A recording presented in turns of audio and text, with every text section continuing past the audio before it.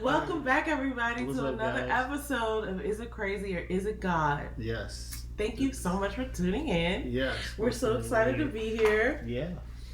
Yeah, so we're getting settled into our new space and yeah. We're settling in and we're getting used to it. I guess it's the same as settling.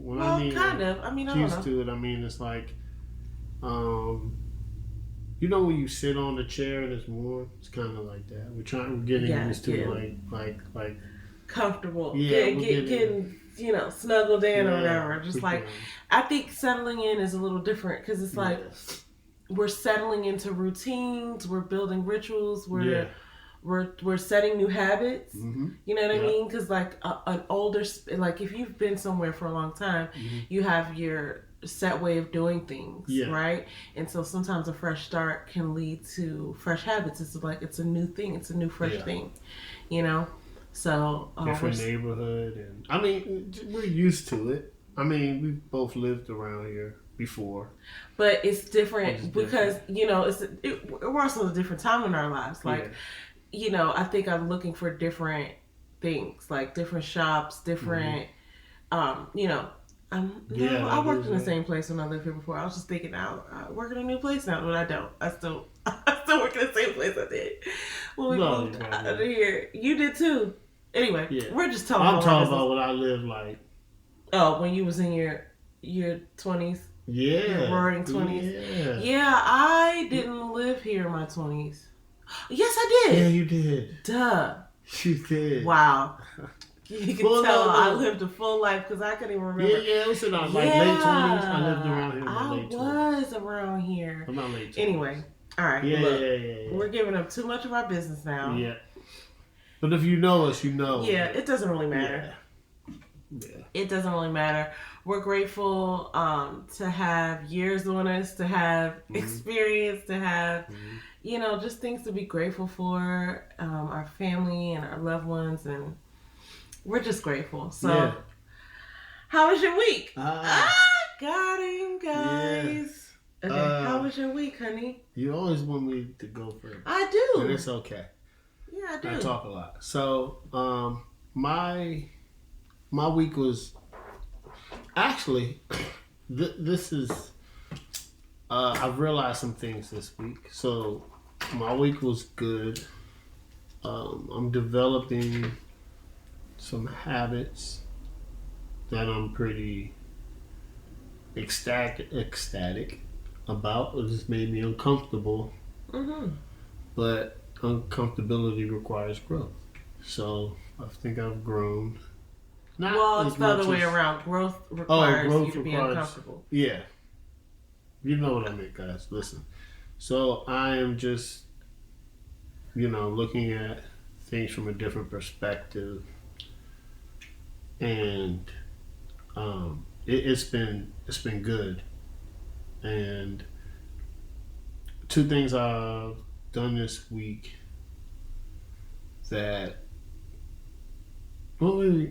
two things that really stand out. So that's like going to the gym and reading the Bible in the morning with you are two things that they're almost habits now, which I like. It's just that I'm building something. So that's what happened this week. And I just started looking at things so I listened to a lot of interviews with different people in my downtime. Listen, I still watch funny movies and all that, but I and I still listen to sports, but I'm trying to develop this habit of listening to successful entrepreneurs and the way that they look at the world. And it's funny that a lot of it is related to what I'm doing now, which is reading the Bible. So a lot of principles fall back on there. And then I'm just realizing I'm starting to look at time differently, and my patience is a lot different. I know that I used to talk about patience, but now talking about and understanding are two different things. So now I'm starting to understand it just a little bit more. I'm not saying that I am the expert, subject matter expert. I'm just saying that I'm starting to look at it from a different perspective. And that came from, reading the Bible and then, listening to other entrepreneurs talk about the Bible, listening to, my pastor and starting to understand things that he says differently. Because we're reading the Bible, it's a difference than not reading the Bible, if that makes sense. Oh, for sure. Because when I used to, I would just enjoy it, but I think God has me on this path that I want to go down of trying to be my best version of myself, and what that is for me is applying his principles and being obedient and trusting him. But it's hard, and I've realized today that I'm going to be doing that the rest of my life, battling my insecurities and ego. We talked about that. Yes. The rest of my life, but I'm okay with that as long as I'm getting closer, as long as I'm trusting God and being obedient.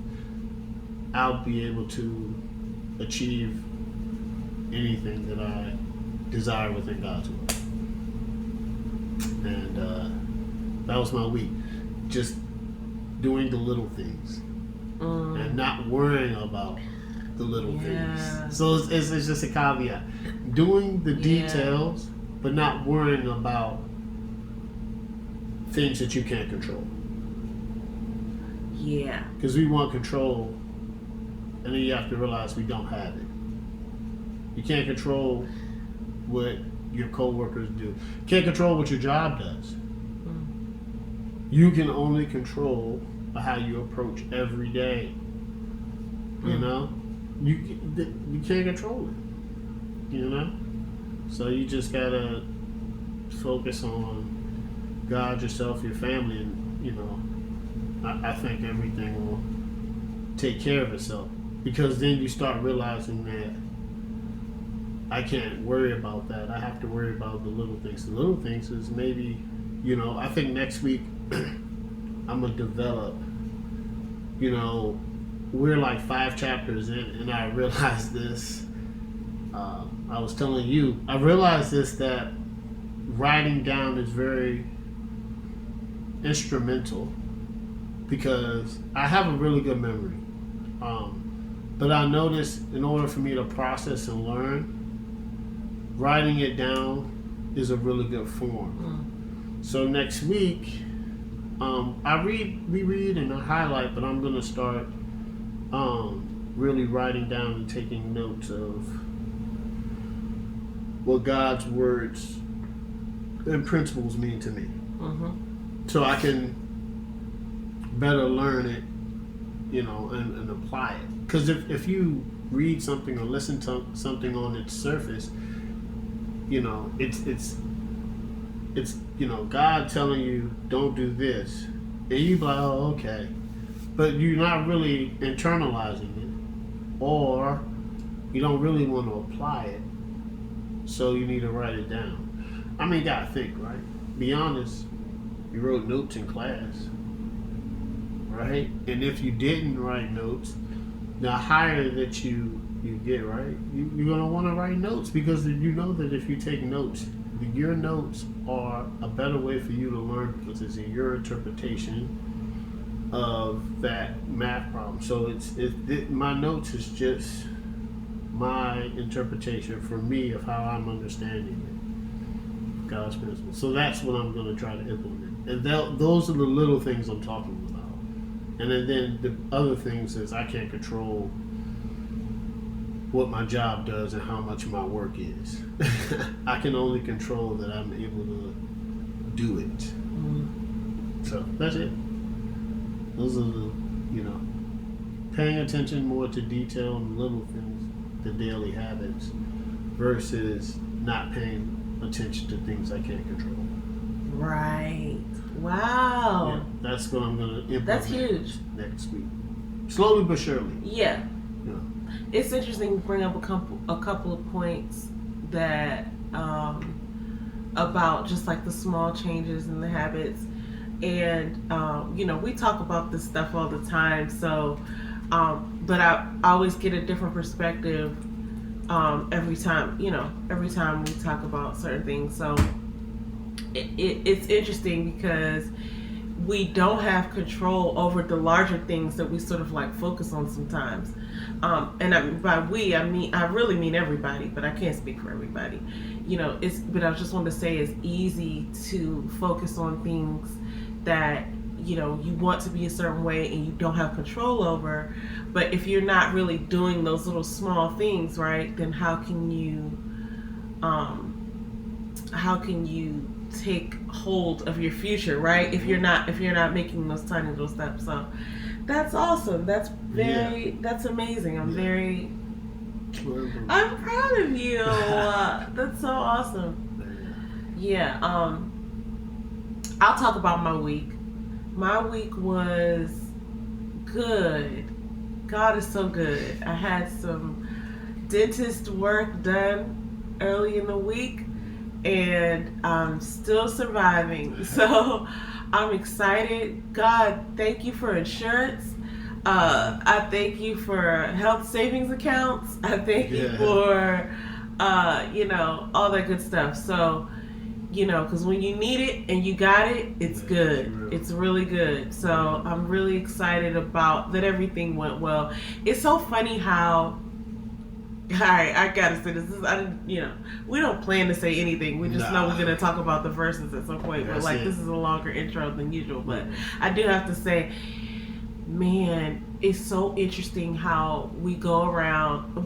I'll talk about myself. I go around and I say I trust God, and I do the things that people who trust God should do. But then you get to a situation and you just thinking about all of the horrible things that could happen. I'm just bringing this up because when I went to the dentist earlier this week, I was so nervous and afraid, even though it's a really good dentist. This is one of the best dentists. And I mean, you can't judge by how fancy an office is, but it sure does, give you a little bit of confidence when you go into a fancy facility and you're like, okay, they have all this high tech equipment. They have, have your tea and coffee and water. They have all the stuff. They have TVs on the ceiling. Come on, man. Everybody's, everything looks really, they're up to date. They're up to speed with technology, right? It's just oh, this is real time. I can see my, X-rays right there on the screen. It's, it gives you a sense of security, but security is really one of those things. We were talking about that earlier this week, that kind of it's relative. You don't really know what security is, but it's not external. So you don't really have security in a job. You don't really have security of self, like safety. You really just only have security. You only have security within yourself and with God. So, but so I only was bringing that up because I just remember being on the way. When you leave out the door to go to get this actual procedure, and you're just nervous. And I didn't think I was gonna die or anything, but I had considered the number of things that could go wrong, or whether it was gonna hurt. And none of those bad things happened. And like I said, thankfully I was able to not have to worry about the monetary component of it. So everything just turned out as a blessing. But it's interesting because those things like that can test your faith. And I definitely, when my faith was tested, the test didn't come back so well, in my opinion, because I'm like, why am I even worried? If I'm really as faithful as I say that I am in God, then everything's going to happen and everything's going to be okay. But I'm not trying to be Moses or Jesus or nothing like that. I am trying, but I know that I'm gonna definitely fall way, way, way short of that. But it just brought me to an understanding that I have a lot of work to do, because I was like, why am I even worried about this? And that's a lot of stuff. Like, normally I'm able to like quell my anxiety with a verse or with like something like that, and then I'll just bring that up real quick. I was nervous, and right before I went in the office, James got me on the phone and was like, "Hey, I just wanted to remind you of this verse we just read." And it was out of Joshua, be strong and courageous. Oh man. And I was literally needing that. Like, I didn't know I needed it. When he called me, I was like, "What's up?" I was thinking something was wrong, see, with me and my non-faith. But I was thinking, like, "What's up?" And he was like, "I just wanted to call you because I know you're nervous, and I just wanted to read you this verse." And I was like, oh, and when he said it, not only did I need it at that moment and did I know I needed it, I was like, "Repeat that." And then he repeated it, and I was like, "Bet." And then I was like, "Okay." And while I was getting the procedure done, there was a couple times where I got scared, and I just repeated it right back, and it was right there on the front of my brain because he had called me right before. So I got through everything just fine, but it was just real funny how my faith was like a little shaking, because I'm like thinking about all the bad things, and really I couldn't control any of that anyway. Like, I needed to go get the thing done. I was blessed to be able to do that, and everything else was just in God's hands. And somehow my little Peasley mind just thought like my worry was going to do something for my safety or security, which is just silly. So, case in point again, how silly we are as humans. I'll be the first to stand in line and admit that. So yeah, my week went well. Blessings. Eventful week. Even down to just being thankful for my husband, because he is just so amazing. He went and got me all the little soft foods and stuff that I needed, and you've just been really, you're always amazing in all the different ways. Huh? Haven't eaten any soft foods, man. I've been tempted. Whatever. Whatever. That Whatever. applesauce and... Anyway, I'm grateful for him. I'm grateful for all, the circumstances that allowed me to be healthy. So, anyway, with that said, let us jump into our reading for this week. Now that we done took y'all down this rabbit hole, but we're just here being ourselves, and whoever gets something out of it, so glad. And again, I'll just go into what we were reading this week, which was Joshua. I think we started with Joshua 9 through 12. Is that right? Yeah. Oh, wait. Oh, we read that last week. Okay. Yeah.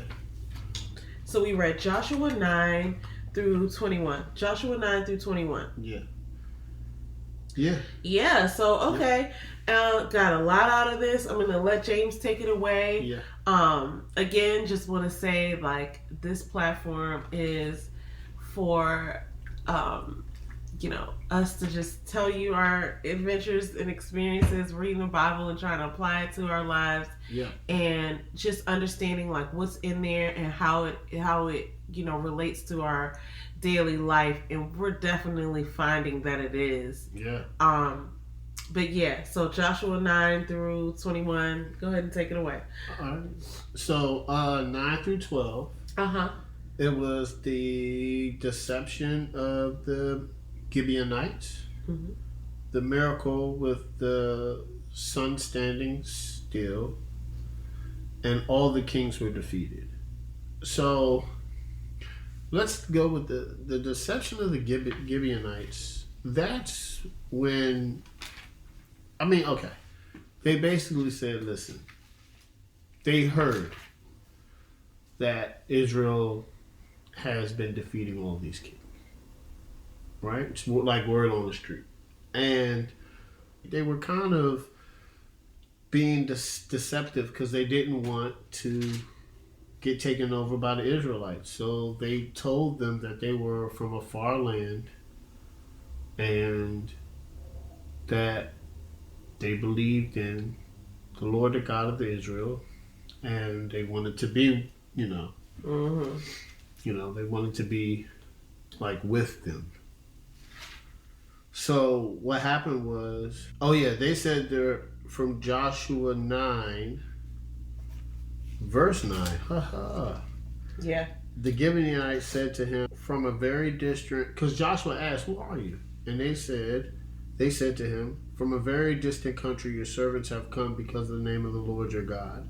For we heard a report of him and of all he did in Egypt." So they're saying we're from very, very far, which they were really like from across the street.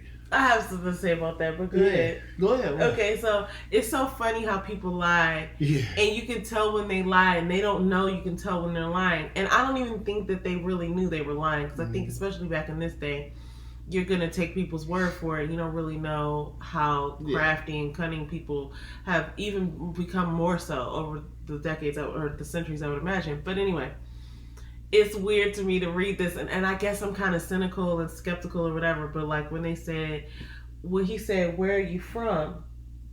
Right? They said to Joshua, "Where are your servants? Who are you and where do you come from? Your servants have come from a country that is very far away." That just seems like a lie to me, because it's like, well, say the name of it. You know what I'm saying? Like if you meet somebody today and they're like, even if it's a small town, like, "Oh, I come from a small town in Tallahassee," or whatever it is, right? I'm just putting that out there. I don't know if it's a small town. I don't know if there's a small town in Tallahassee. I'm just saying. It's a small town everywhere. It's a small town everywhere, but it's like, even if you rep that small town, you're going to say the name of it.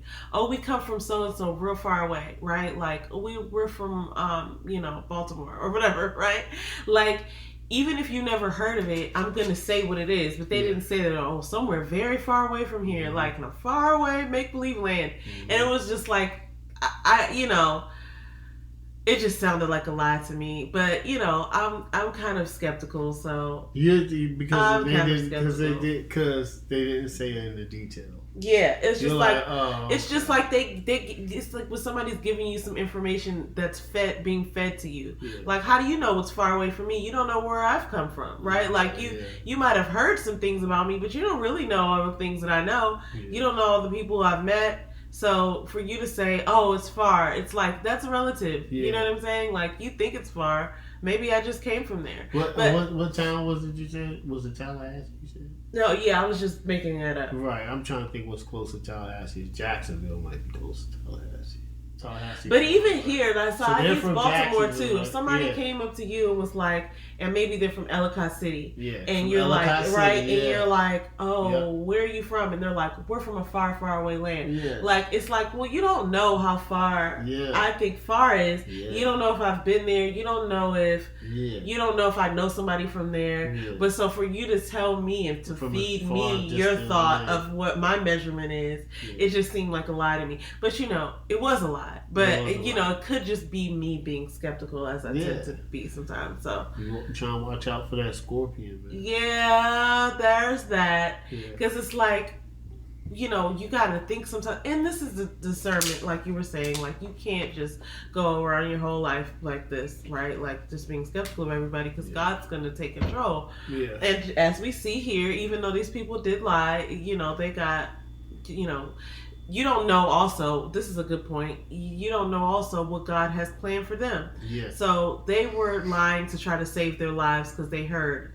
that the Israelites are coming and they're, they're taking bodies. Like, we might not make it if they know who we are. So they, they lied and they got away with it, because by the time they were found out, they had a covenant in place. So it's just like, well, we can't even do nothing to them now. Yeah. So, and maybe God was saving them, right? Yeah. God was sparing them, like they did with Rahab. Because they believed, right? So they So I'm here. I am like trying to off with their head, and I'm not like that. But I just was thinking about that. But anyway, no, it's all good. No, so then the Gibeonites came and were like, "Listen, we did deceive you.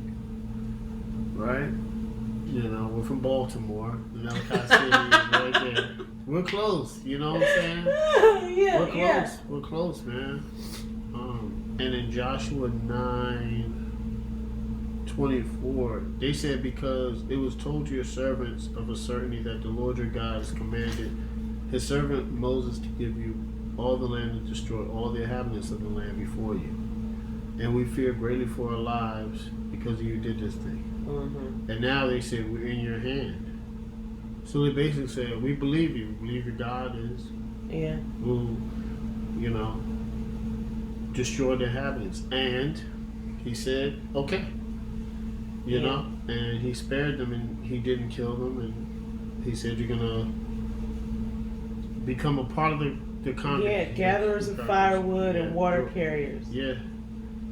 So that's, So, I mean, listen, you got to get in where you fit in. If that's how it happened, and who was that? It was Abraham who kept lying about Sarai being a sister. Yeah, that was wild. Right, and then it was Abram and Sarai at first, and then it became Abraham and Sarah. Yeah. So he kept lying, and he was lying to save his life, or so he thought. He was like, lying to spare his life, and it is what it is. Yeah. Like I'm not gonna sit here and act like I've never told a lie. Yeah, come on, man. So yeah. So that's what happened there. Sorry. Then the miracle, the sun stood still.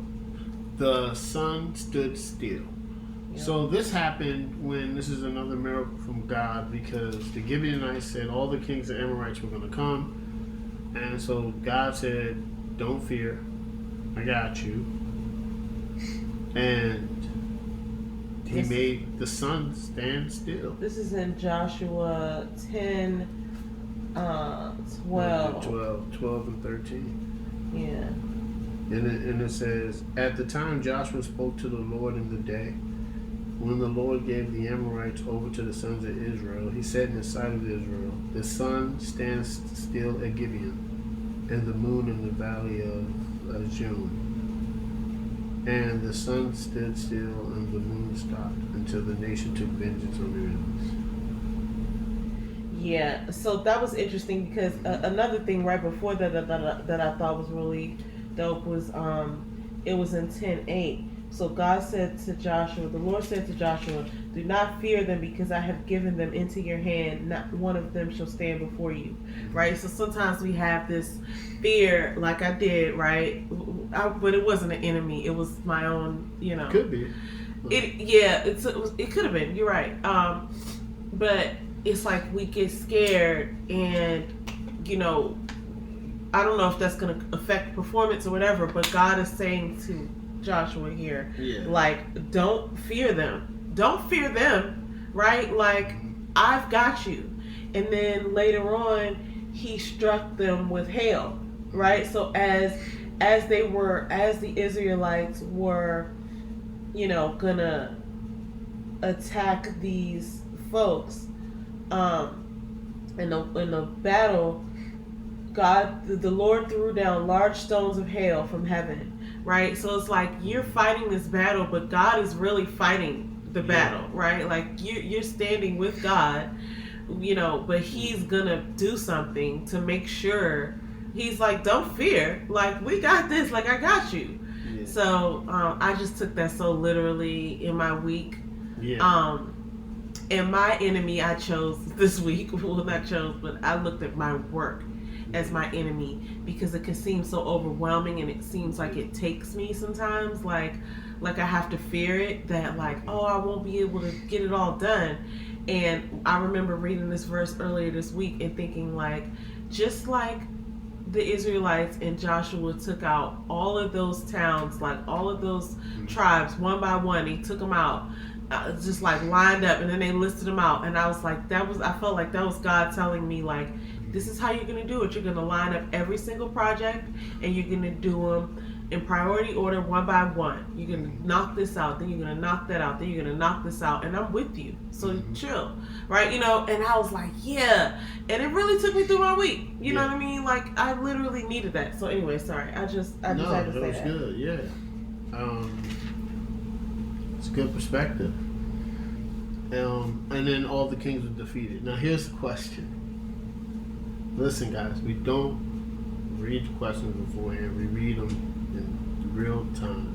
Yeah, so we might not. So we go over what The verses are, and then we like talk about them, and then we read the question. Here's a question: the sun standing still is often considered the most stunning. I'm gonna say one of the most stunning miracles of the Old Testament. What are your feelings on it? Okay, the sun standing still is one of the most stunning. So I mean, I don't really know how things were working back then, but I don't really consider that to be so. Like the parting of the Red Sea would have been more of a miracle in my opinion, right? Because I feel like, how long are you really standing there to see the sun standing still, right? Like that you notice it. But it could have been different back in the day. But I do think, obviously, it was a miracle. But they're saying it's the most stunning miracle. I think a lot about one of them. Yeah, I feel like this. Here's my feelings on it. Haters will say it's fake. You know what I'm saying? Like, it's one of those things that's like, God did this, and Joshua stood there and asked him to do it. And still sometimes people will be like, well, that's, either that's not possible, or that's not what happened, or that happened scientifically, or, that's what appeared to have happened, but actually it was just your eyes playing a trick on you. Like, and that's why I say those are my feelings on it. Like, haters will say it's fake. Like, that's one of the great miracles, but there's miracles all around us that we don't really acknowledge and we don't really see. You kind of like, it's not like you have to be looking for them, but you have to be kind of grateful for what you already have, and then you start to see things as miracles. So I think one of the best things about that miracle is that he had the audacity to ask God to have the sun stand still. Like, you know what I mean? So God will give you what you ask for if it's in his will, but that's a real miracle to me. It's like he sat there and asked him, like, okay, we need to defeat these folks, like, can you keep the sun right there for a bit? I just think that those are my feelings on it. The sun standing still is, a great miracle, but it's so many miracles that we witness and that we've read that I feel like are even more outstanding. But, who's to say? I know what I'm talking about. Maybe that was the best one there was. But my opinion is just that there were other ones that probably would have had me more in awe. But again, there's so many that if we would open our eyes and see them as miracles, miracles, they're all around us. So those are my feelings on it. Yeah. So, that's why I said one of.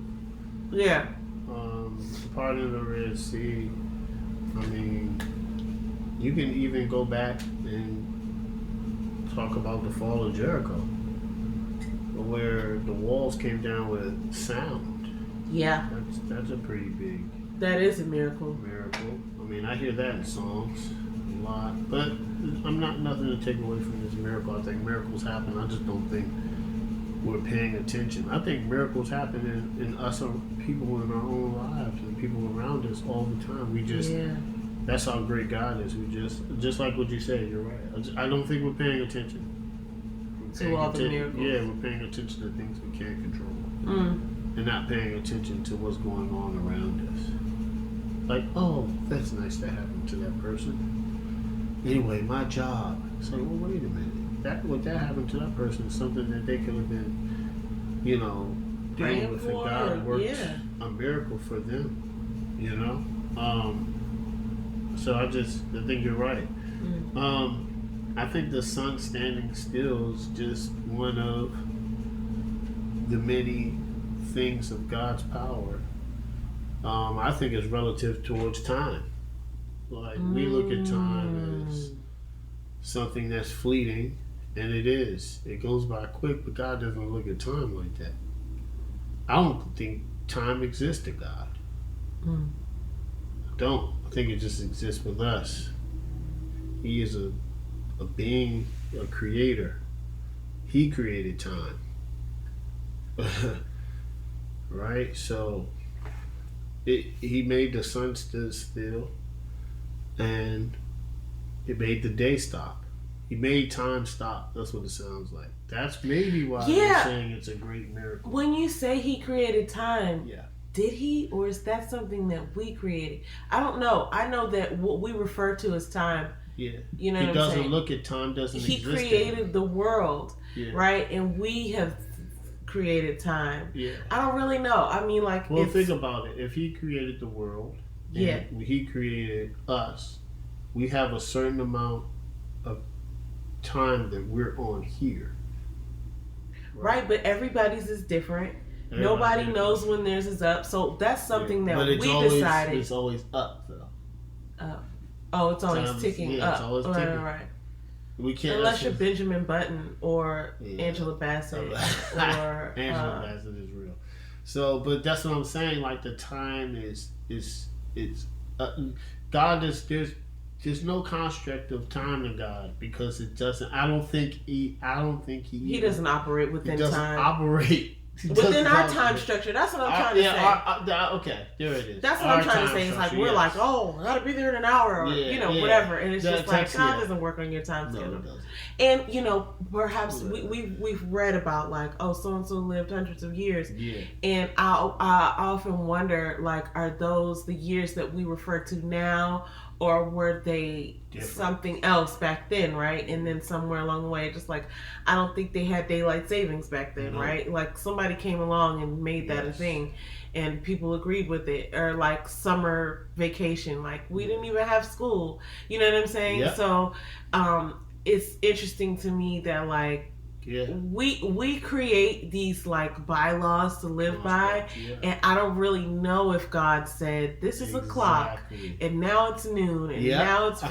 You know what I mean? Like because that doesn't really mean anything as far as applying his principles. It's always be patient. It's not be patient for 346 minutes and 5 seconds. You know what I'm saying? It's not that. It's like however long I say, however long it takes you to get this. Right? So it's interesting that you mentioned that. So anyway, go ahead. And here's the thing. Remember when Moses went up to the mountain?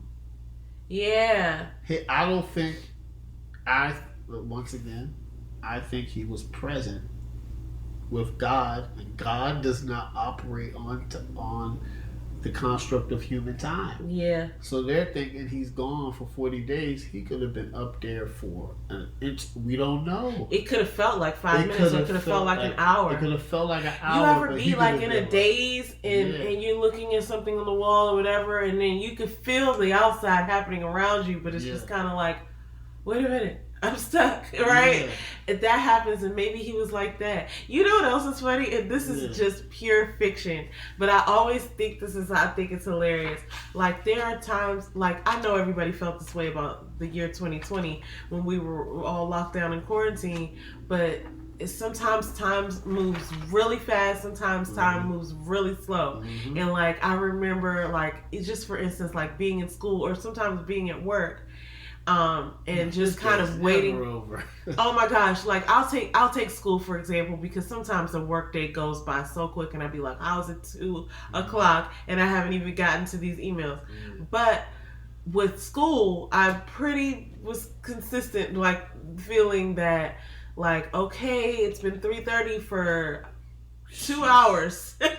Like, when is it going to be time for us to leave, right? And I feel like that sometimes about, and then I always feel like the hours between Friday at 6 p.m. and Sunday at midnight, they go by quickly. They go by more quickly than Monday morning type of thing, right? Like, so I'm thinking to myself, like, is that possible that sometimes, or like, how you get on a treadmill and that first 5 minutes feels like, not even the first 5 minutes. What is the first? The first like 3 minutes for me be feeling like 10. And it's like I'm still on my, like, I'm still haven't gotten up to this distance yet. So, or when you're doing like squats or something, the time just seems like it's not going fast. But then when you're doing something leisurely, anyway, it goes on fast. But anyway, so that's just relative. Anyway, that's why I'm telling you, man. Okay, Joshua 13-15. Land to be taken.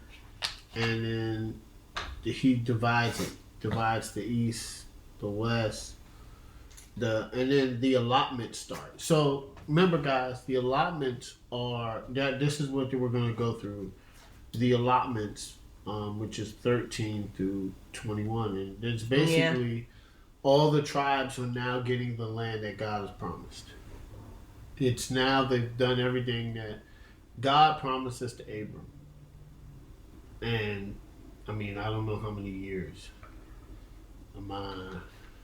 Had to be, because they were enslaved for what, 300 or 400? Yeah, I don't know. I don't have those facts. They were stuck in the wilderness for 40 years. That generation didn't even get to reach this promised land, including Moses. It's just been some time. Let's just say that. It's might have been some centuries. But they finally have made it. So the allotment is all the 12 tribes are getting the land that God has promised to Abraham and his people of Israel. So that's what 13 through 21 is. So here's the question. The land that was taken from the descendants of Noah who had turned to other gods, how are the wars for these lands justified? I can start out with that one. Okay, go ahead. We looked at this illustration by the Bible Project, and it broke it down where the Canaanites. So God didn't prompt. So you got to take everything not as literal. Some things you do, right? The alaz, stoning, yes. But the driving out of the Canaanites is they took over their cities because of the rituals and practices the Canaanites and the Amorites and were doing that were against God's will, like the sacrificing of children, the taking on of idols, but they were doing some like sexual things, I guess, that were and they turned other gods, and I think God was like, okay, so that's kind of why the wars were justified, because it's necessarily like, he picked these specific type of people because I think it was going totally against, what God had intended, So that's what I think. Like the sacrificing of children, the worshiping of the gods. And you can only imagine what kind of thing was taking place if they're sacrificing children. Like, you don't get much worse than that. Like, that means nothing's off limits, in my opinion. That means you're doing whatever it is that you could think of to do. Yeah. And we already know that, like, the human mind can be really evil when left to its own devices. Yes. So you can only imagine the things that were being done to people. And if you're sacrificing children, that just means like nothing's sacred. Like nothing's being protected. If you're not protecting the children, right? Then nothing's off limits, and anybody's fair game to be abused or killed or whatever. So that's how I'm looking at it. Yeah, but that's exactly right. Like, how are the wars for these lands justified? Because everything was happening. Everything was. You have no bounds, right? You have, like, there's no level of destruction, and you start, sacrificing children. There's no level. Like, you are going beyond. There's no limits. Even. I feel like I can't speak for everywhere because I haven't been everywhere, but even in some places that are considered to be like, rough places to come from. There are sets of rules in place that people who live there go by, like, and I'm not talking about like all murderers go by, laws, but like I think there's certain codes in whatever environment you find yourself in that, like, we follow this code as long as you respect the process, or as long as you respect, the way we handle things, then everything will be on the up and up, or at least we'll respect you as long as you respect us. I feel like that's like the general theme. Of course there's people who act outside of boundaries, but I just think that in a land that they describe like this, where there isn't even like a God that's being held sacred, right? It's like there's no balance, there's no baseline level of respect and fellowship if you don't if you don't have a common ground of what respect is.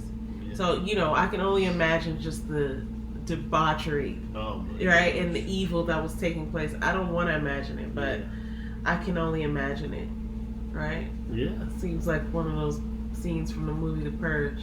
Man. So anyway. I've seen all of them, by the way. Anyway, that's neither here nor there.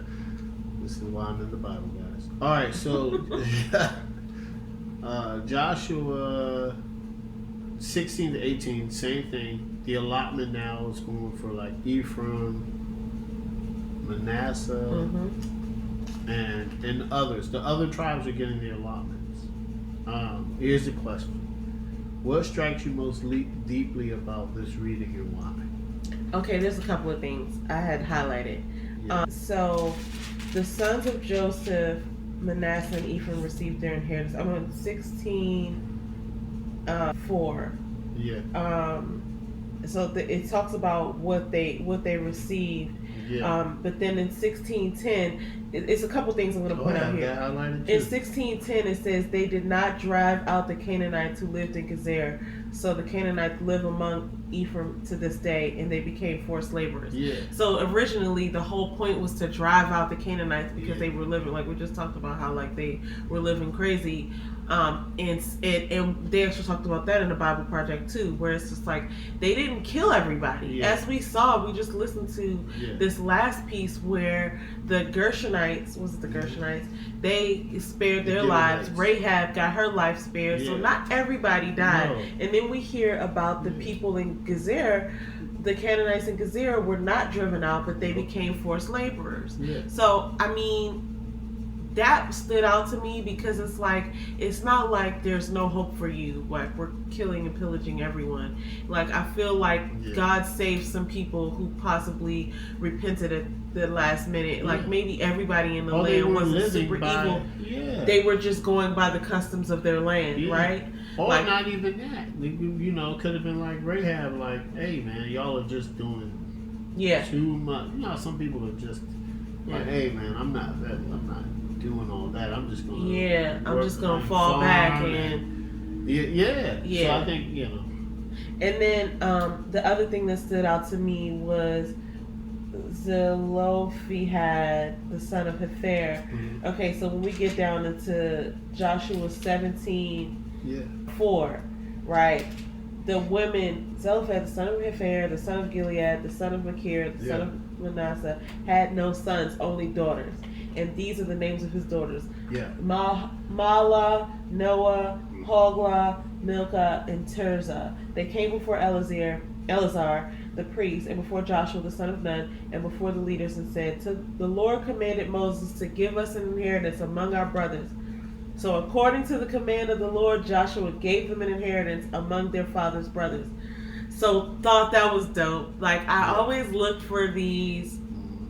I don't look for them. They stand out to me as we're reading these experiences of the women in the Old Testament, and I'm going to be looking. I mean, it's just something that it jumps out to me.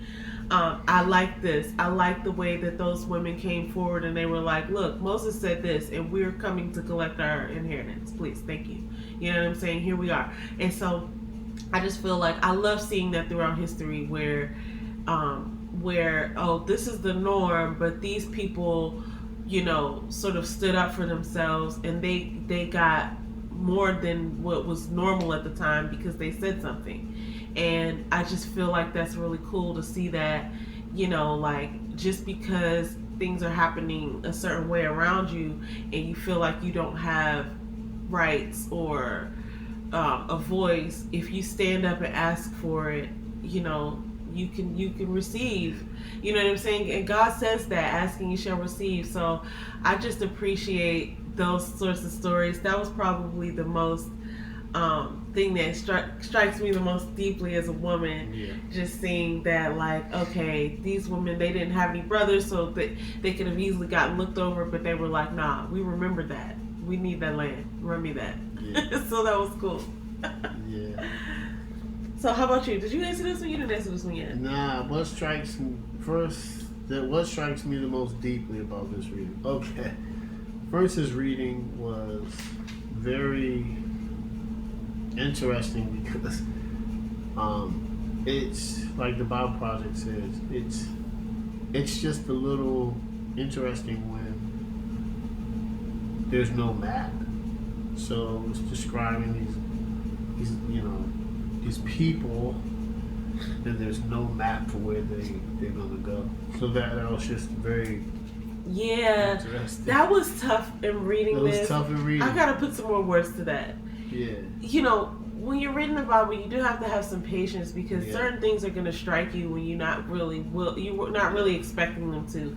But you really got to stick with it, and some things are repetitive, and they say it over and over. I'll tell you a couple of the things that did not, for this reading, it's really difficult to pronounce a lot of these words and names and places. I'm not saying it's really difficult, like it can't be done, but I found myself like struggling and kind of glazing over at times because I was like, I don't even know. Like if I'm going to read these and spell these all the way out, it's going to take me several hours. So like, not that we glazed over it, but there were just some things we just had to push through because it's not like I'm going to remember it, all. Like I'm just needing to get the first baseline of information so I can understand it. And then certain things did start to stick out to me. So I do appreciate that about the repetition. Later on, I recognized something that we have read because we have read it so many times and have repeated it so many times. I was like, oh, that's what this means. So it's good, the repetition, but I will say I struggled with some of the pronunciations.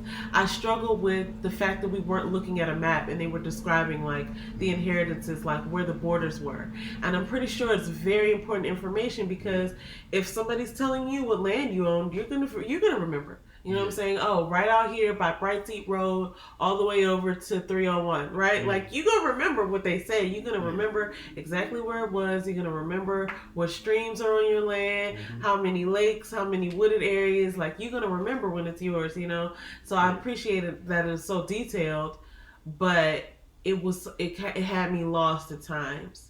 So, got to mention that. You're not alone. I only really wanted to mention it is because if you're reading this, and you're having some issues and struggles with, understanding where the boundaries and stuff were, like, so did we. So, that's all I mentioned it for. Yeah.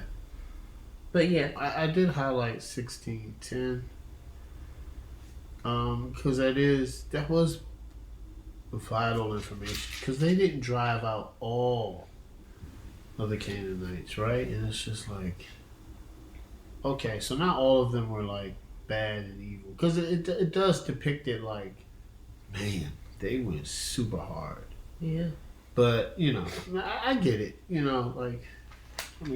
God isn't. He's merciful. Yeah, 16:10, and then again in 17:12. Yeah. It says the sons of Manasseh were not able to drive off all the inhabitants. And then again in 16:18. So we're seeing it again and again. Yeah, they're not driving them out. Those are the things that you say that if you read it over and over again, then it starts to get detailed. Yeah. Like, oh, they didn't drive everyone out, right? Yeah. I did highlight it's 17:15. And Joshua said to them, so basically, we're talking about the allotments, and some people were like, hey, we need more land. He said, if you're a numerous people, go up by yourselves to the forest, and there clear ground for yourselves in the land of the Prizerites and the Rephaim, since the hill country of Ephraim is too narrow for you. So, like, God gave you this land, now use it. If you think it's too narrow, you still have this land over here that you just have to, be able to cultivate it. So that's what this is about. I read in the study notes where it says they were given this land and they had to figure out how to cultivate it. So that's what Joshua was saying, like, you have all this land. You have to be able to cultivate it for you. God just gave you this land. You got to make use of it. So, if you got lemons, make lemonade, I guess. That's the thing. Yeah, maybe there's something about that land that's better than the other land. Yeah, it's like how you look at it, right? Yeah, like God gave it to you. You know what I'm saying? Like, here. Well, it's too narrow. No, it's not. You still have this. Clear out the forest, right? Clear out. Yeah. So, because I was wondering, it just stood out to me. Like, he's saying, go clear it out. And then I read it and was like, oh, okay. So, all right. Joshua 19 through 21. The same thing. So this is the allotments for Simeon, Zebulun, Issachar, Asher, Naphtali, Dan, Joshua.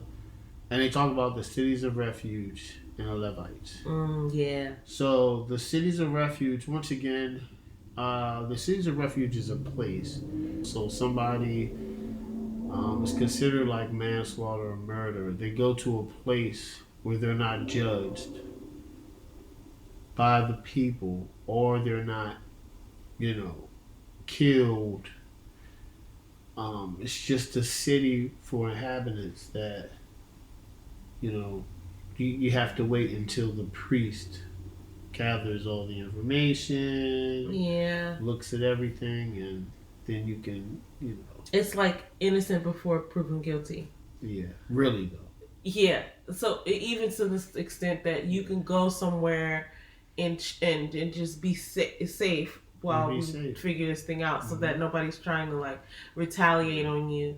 We hear a lot about that in our culture, especially like in places. It's just like going to a different neighborhood. It's not like going to jail or prisons. You have everything. Yeah. You can get up when you want to. You still have your freedom. You just go away for a bit while we figure out, we do the investigation. It's like, go use a city, for example.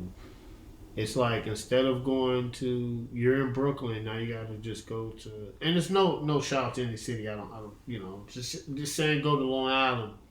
That's all the city of refuge is. It's just a place. It's the same exact living situation. It's just you're not around the towns people. You're not around the city, so you can. Because what happens is people don't know, and people automatically judge you without even having the facts. So this place is just a safe space. Keeps everybody safe. Yeah, because you know how people gossip. Oh, you heard what happened to the Jones? Yeah, you don't know. It's like that Jones boy. Yeah. He went down there and he his girlfriend. Whatever. It's like you don't even know what happened. When people know you, they kind of do that, right? Yeah. But if that guy had gone over to the next city of refuge, then nobody would know who he was. It's just like, oh, he's just a visitor. So he can like live his life until they find out what actually happened, and then it's like, okay, then they can come back. This is awesome. And then the Levites, which we were talking, the Levites were given land. Right. They were given, Bazee pointed that out. Yeah, because originally their inheritance was God, right? Yep. It's just like, listen, you're not one of the Israelites. You weren't promised land, like the Israelites were promised. Mm-hmm. So you're able to journey with them. You're able to like help with the packing and the journeying of the things for the tabernacle. But your inheritance is the Lord, which is great. That's the good enough inheritance. Then they ended up getting actual land out based out of the like what I'm saying. It's like one of those perks when you have a rich friend. You know what I mean? Like, hey, or you have somebody, you got the hookup.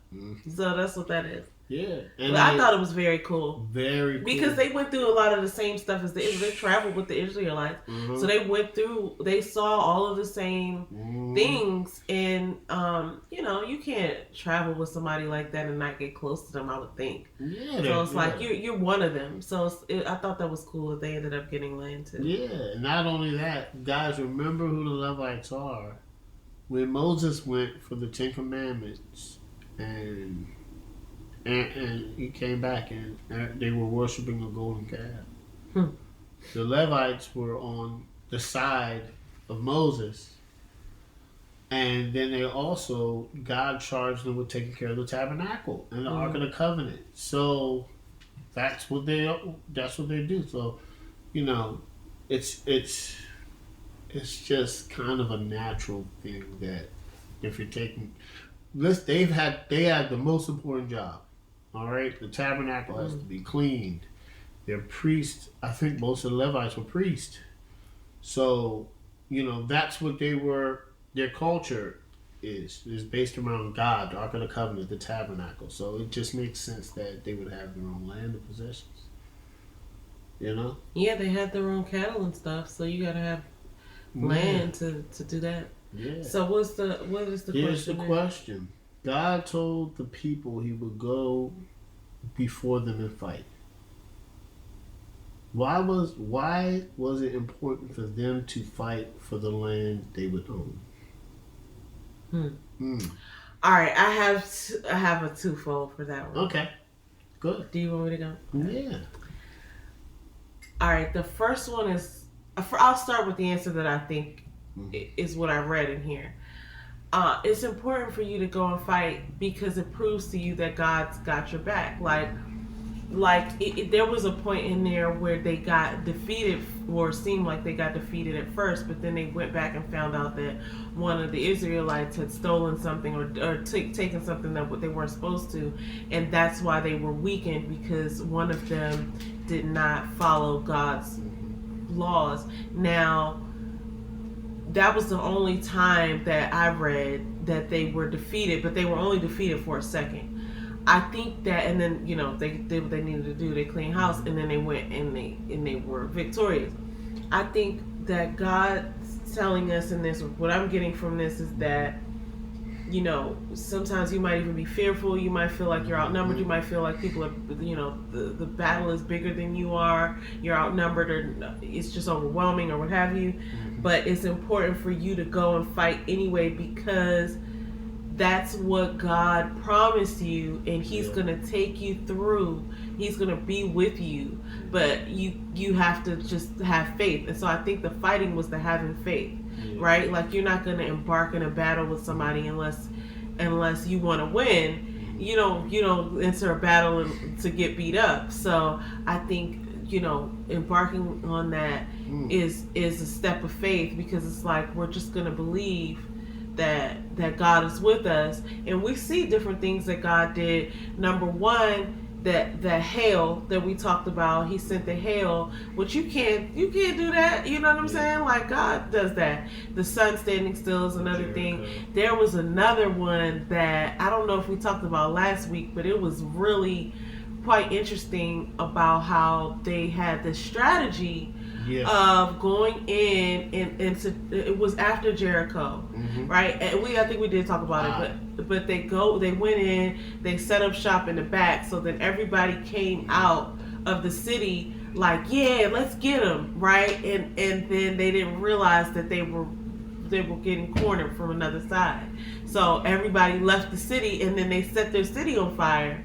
And it's just like, why did you leave your city unmanned? Because you were just, I guess, so arrogant to think that you were going to win this, but that wasn't the Israelites. The Israelites were the victors. So that's the first reason I think that you have to fight for the land, because you have to know for sure, like, God's showing you that, like, I'm with you regardless, and see how I won you all these battles. Like, you're gonna remember that, right? And you remember that I'm God and I did that for you. The other reason is a reason that I just, in my experience, when you give someone something that they didn't ask for or fight for, sometimes they don't value it, and it's just another thing that they have, right? It's just something that they don't appreciate, right? And they don't know, they don't have a purpose for it, right? And so a lot of times when you have to fight for something, or when you have to work for something, when you have to sacrifice for something, you hold it more dearly. Or even sometimes when you have to ask for something, because that can be hard for a lot of us. I know it's hard for me. I don't like to ask people for other things. I'd rather just go get it myself. So when you have to ask for something, you kind of have to be vulnerable. You have to express your need for it, or at least you are having a conversation with yourself to say, like, yeah, this is really important and I need it. So you're kind of humbled in that moment, because you're like, I need this thing, right? Enough to where I'm going to ask for it. And I think that's a reason why people should fight for or work for things, because they'll appreciate it. Whereas if it's given to them, they might not. So that's my reason. That's good. That's really two good answers. Why is it important for them to fight for the land they will own? So I'm going to go with your first one. I agree with you. Faith without works is dead. Like, if God gives you something, well, no matter what, if you have a gift, you have a purpose, you're gonna have to be obedient, right? But you're gonna have to work for it. It's not like, from what I've read, you're gonna have to work what God has given you. He says it all the time, like, I'm gonna give you this, but you're gonna have to work. Moses wasn't a good speaker. He had to work to become. Right? We'll go, Noah wasn't a builder. He had to build the ark. God didn't build the ark. He provided the supplies. But you have to be able to have work. Joseph learned about trust and patience. Right? I'll go, here's another one. And it's not just physical work, right? But this is talking about physical. But let's even go to Jacob. Stop running away. Trusting God, right? He ended up working for 16 years. Was it 16 years? I can't remember. I want to say it was 16 years. 16, 8 Yeah, years? because he worked for Leah. He worked for Rachel and 8, Leah. and I want to say it was 16 years. Right, about 16 years he had to work. Right? So there's just things that you're going to have to be able to get it on your own. And then, while you're getting it on your own, you get to trust God more. Right? So if God says, you know what, you're gonna be, let's say, you're gonna be the best artist, right? And you start, and you keep working for it, and you keep working for it, and then you fight for it, and you do what you have to do, and you trust God. And then he gives it to you. Just like you said, not only are you going to appreciate it, but you're going to trust God. So that's the whole point of fighting for it. If I promise you something and you work towards what I promised you, and you trust me and I give it to you, you're always going to trust me. Or you're going to trust me more because I delivered it to you. But you're going to have to work for it. Now, because you worked for it, and I delivered it for you, just like I promised, you'll trust and be more obedient with me. Yeah. You're going to trust me more because you've seen what I can do. Yeah. and I hold my promises. Mm-hmm. But you gotta wake up and work. But Yeah, or else you just gotta be waiting for something to happen. Like, or you know, you're gonna be like you're just gonna be waiting, and it's like what is what is that? But I think that's the question, right? That's why it's important to fight. Yeah. Right? Because like here's the verse.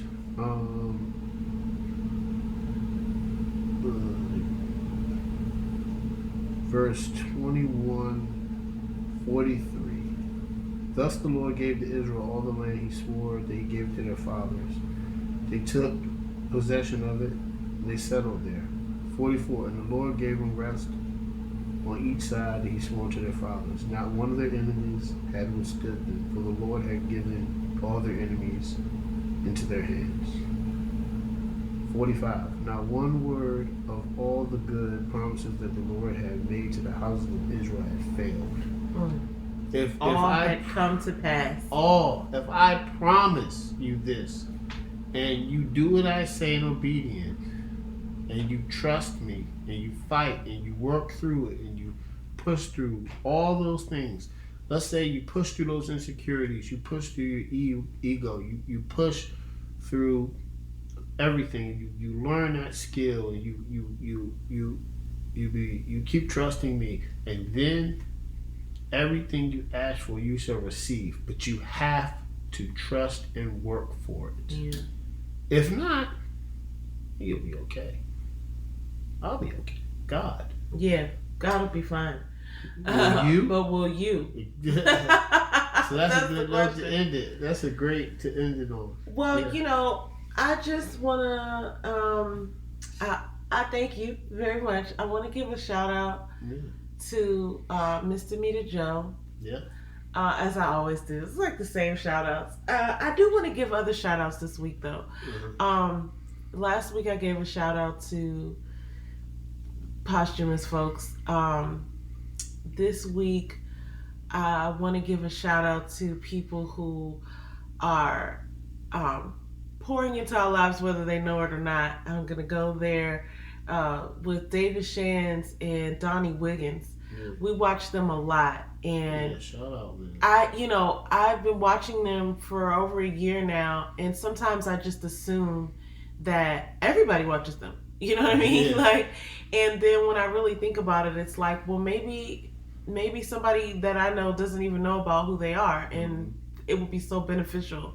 It's so beneficial to me to listen to their conversations, to be exposed to the people that they are exposing us to through their interviews and through their just conversations and through social media. So I mean, this is one of the reasons why social media is so cool, because I feel like we both have talked about this, how we feel like we are a part of their circle just because we watch and listen to them, and we have so many similar thoughts, right? Like we're on the same wavelength of thought, and it's just like, yeah, that's exactly what I would have thought, or that's exactly what I would have said, or there's a different perspective, what about this one, right?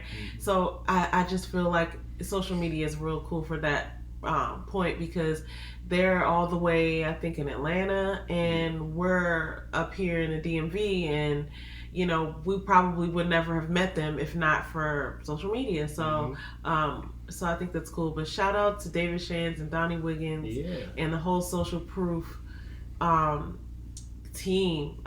You know what? Shout out to Joe, because Joe takes a lot. He takes a lot, guys. I feel like y'all be calling him out, and I'm sure he's a strong guy, but I shout out to Joe. You know what? This shout out is for you, Joe. Thank you for your honesty. Thank you for sharing parts of your life that other people might shy away from. And you know what? I really appreciate you, Joe. That's what I want to say. Shout out to Joe.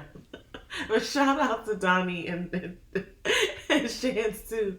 I nicknamed them Shanny. I know they're not going to like that. They don't even know who we are. But I nicknamed them Shanny because it makes me laugh. Like, who you listen to? Shanny? Shands and Donnie. So anyway, but yeah, shout out to the whole Social Proof team. That's what I'm shouting out this week. Yeah, that's a good shout out. Man. Of course, I'm gonna shout out I'm a Unicorn always. I'm a shout out fourth quarter.